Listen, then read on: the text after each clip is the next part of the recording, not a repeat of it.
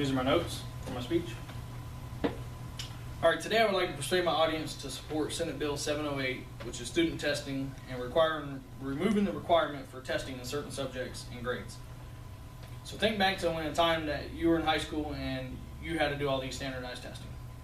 Standardized tests that are not required by federal law should not be required to be administered. These specified tests have many more negatives than they do positives. There are many negatives to standardized testing that is not required by federal law. These tests add a lot of stress to not only the students, but also the teachers. Standardized tests evaluate students on that one particular day, not based on their growth over the year and what they learned in that class. And also, the schools are indirectly forced to require these students to take these tests. So first, I'd like to start and tell you that standardized testing can add a lot of stress to the students as well as the teachers. And students are overly stressed about passing these tests and the consequences if they don't. And as you can see here in the chart, students spend a lot of time taking these tests in each grade level from K through 12, and the one that sticks out the most is 11th grade, where just on state mandated tests, they're spending over 20 and a half hours physically doing the test. And even on the local level, they're doing 21.6 hours on average in 11th grade, which is a lot of time taken away from actually teaching them. The students can have negative consequences if they do not pass these tests, as Thompson stated in the Huffington Post in 2014. In some situations, the students may not be able to graduate without passing some of these standardized tests, and as Klein said in the article, Oklahoma Standardized Testing in 2013. As you can see in this chart here, this is the preparation time for taking these tests, not just the actual taking them, but only the preparation for them. And another thing that pops out again is 11th grade, where you're spending a little over 150 hours preparing for these tests, benchmark tests, local tests, and the standardized testing that are required. And this is a tremendous amount of time that teachers are having to teach their students with these tests versus teaching the curriculum and actually giving them the knowledge they need versus teaching what's required. So with that being said, teachers are stressed also for giving their students and making them pass these tests. It takes away from them being able to be creative in the classroom and using their imagination and giving them a better learning experience. On top of that, teachers worry about their jobs and they stress about it because if students don't pass it, they might end up losing their job. And that was as stated by Strauss in the Washington Post in 2014.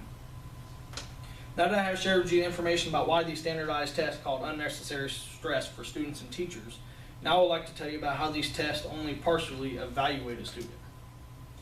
Standardized tests only evaluate each student based on how they performed on that test day. These tests cannot and do not take into account any external factors. One example given is where there's IT issues with websites and students were required to take some of these tests over and over.